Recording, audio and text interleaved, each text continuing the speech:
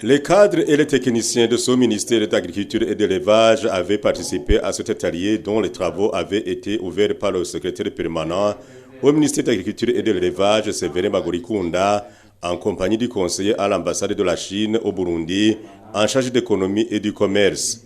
Dans son discours d'ouverture, M. Séverin Bagorikunda avait remercié le gouvernement chinois pour les appuis qu'il ne cessait d'apporter au gouvernement du Burundi, particulièrement au ministère de l'Agriculture et de l'Élevage. Il avait également invité les participants à cet atelier de bien suivre cette formation dispensée par les experts chinois afin d'améliorer la production dans le domaine de l'agriculture et de l'élevage au Burundi. J'interpelle vous tous, les participants qui ont eu ce privilège, de bien suivre cette formation pour votre intérêt et celui des populations bénéficiaires.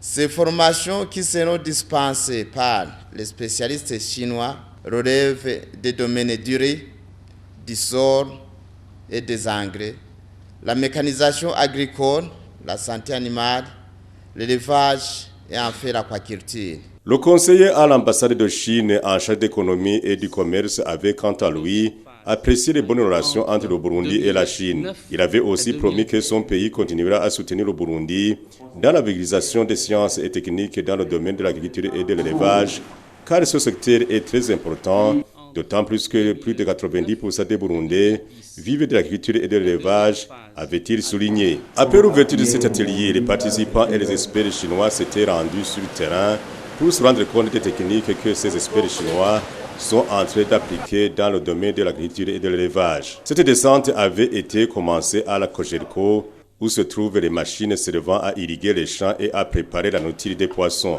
Après Cogerco, la visite s'était poursuivie en commune Gihanga de la province Bubanza, où les cadres et les techniciens du ministère de l'Agriculture et de l'Élevage avaient visité les champs du riz et des légumes, dont la production est satisfaisante grâce aux techniques des experts chinois. Le secrétaire permanent au ministère de l'Agriculture et de l'Élevage avait beaucoup apprécié ces expériences chinoises qui contribuent à l'augmentation de la production agricole au Burundi. Cette visite sur le terrain s'était clôturée à Mirido Bujumbura, où les experts chinois sont en train d'appliquer leurs techniques dans la pisciculture.